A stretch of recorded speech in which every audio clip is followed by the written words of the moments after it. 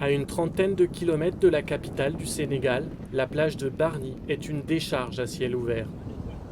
Aux ordures charriées par la mer s'ajoutent celles déposées quotidiennement par les habitants du littoral. Des jeunes Bargnois, comme Meza, ont décidé d'agir contre ce désastre écologique.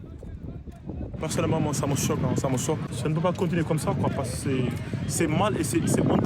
C'est une bombe écologique, moi je dirais. Avec son association, cet activiste de 29 ans multiplie les initiatives pour rendre sa ville plus propre. Et la tâche est titanesque. Faute d'un système de ramassage efficace, la plupart des villes au Sénégal sont submergées par les déchets plastiques.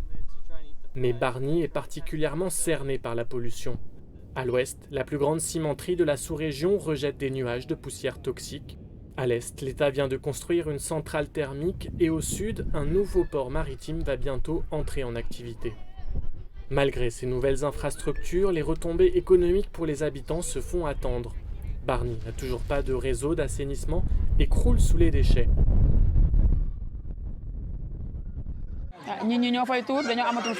Les gens jettent leurs eaux sales et leurs poubelles sur la plage parce qu'ils n'ont nulle part où les mettre. Avant, on les mettait derrière, là-bas. Mais maintenant, tout cet espace est occupé par des maisons. Il fait chaud chez nous. Donc quand je pars travailler, je laisse mes poubelles sur le bord de mer. Le 15 août dernier, Meza et son association ont réalisé une opération zéro déchet. Il a levé des fonds sur les réseaux sociaux pour acheter pelles, sacs poubelles, râteaux. Il y a du plastique, il y a des tissus.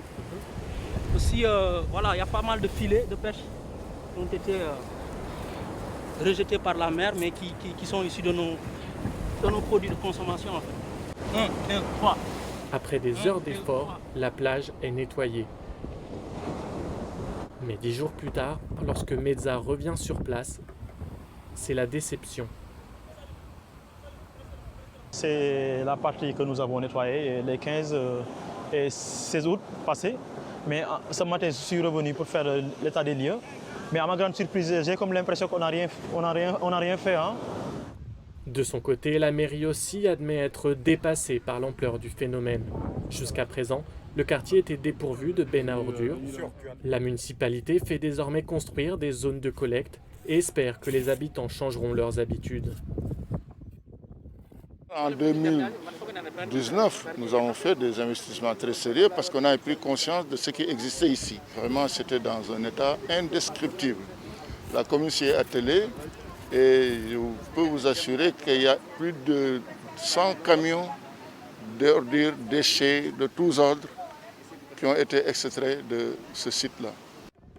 Restent les déchets ramenés par la mer, rejetés par les bateaux et les communes avoisinantes.